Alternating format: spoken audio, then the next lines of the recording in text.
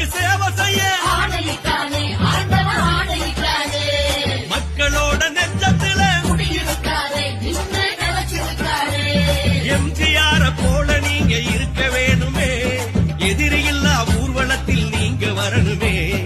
அலையலையாய் வந்த கூட்டம் உலக அறியுமே, அருமையான ஆட்சி வேணும் நீங்க தரணுமே.